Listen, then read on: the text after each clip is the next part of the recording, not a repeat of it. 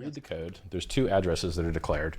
One is the flush address that gets the Ethereum, and the other address is called the origin address. What the origin address does is it gets a copy of the bonuses. It does not get a copy of your base claim. It does not get a copy of your interest. It just gets a copy of bonuses, and bonuses only exist for the first 353 days. And then there aren't any more bonuses. So if you got a 10% bonus for being referred, it gets a copy. If you referred somebody and you got 20% of their stack, it gets a copy.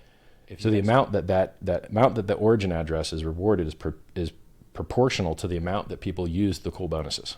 If no one uses the cool bonuses, then it doesn't get anything. So let me finish listing all the things it gets. So speed is a bonus. It gets a copy of viral and crit, which multiply this big payday on day 353 by the adoption percent. So virality measures what percentage of 9.1 million total BTC addresses claimed. And critical mass measures what percentage of coins claimed, right? So there's an address count and then there's a coin count, and they're different. Some addresses are rich, some addresses are poor, and you want to measure both.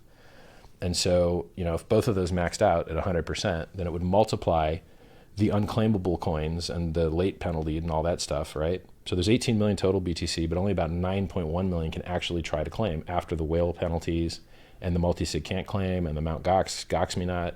And, that's before late penalties, right? So it would multiply that by 3x, whatever that number ended up being. So it gets a copy of those bonuses. And that's also the reason that stakers will make more than the adoption amplifier guys. So stakers not only make interest up, all the inflation in the system is paid to stakers, the 3.69% after the launch phase, right? During the launch phase, there's a lot of bonuses that get paid out, right? So after the launch phase is over on day 353, the only income to the stakers is the maximum 3.69% inflation per year and emergency end stake penalties and late end stake penalties. So if you emergency end stake and you don't stay staked as long as you said you would, you get murdered with fees. And if you was a short stake, it's not that bad. But if it was a long stake and you're emergency ending a long stake, man, you will be hurting. So I strongly suggest that you don't use the emergency end stake feature. It is an advanced feature and you truly are responsible for what it does. It could nuke your account, right? So stay away from that emergency end stake button. But if you do nuke your account, and you do it great harm, half of that harm is going to go to the origin address and half of that harm is going to go to stakers.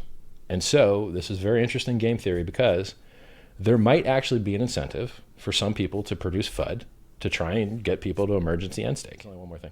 The other interesting game part is the late end stake. So you opened a stake, which created shares, which dilute the payments to all the other stakers. And now when your stake expires and becomes stale, you need to update the system and run the code to pull your shares out so that everyone else stops being diluted. If you don't do that within 2 weeks of when you said you were going to end your stake, then you start losing a percent of your stack in that stake every week. And over 100 weeks, you don't got nothing left. It's all gone.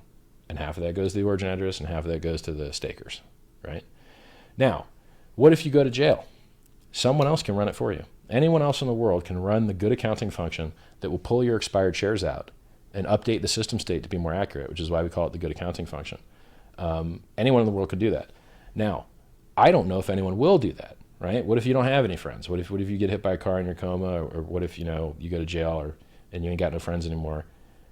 Maybe there will be some nice person in the world that once every 2 weeks runs the good accounting function for all the expired stakes, and then no one will ever pay that penalty, ever. Anyone will never incur it.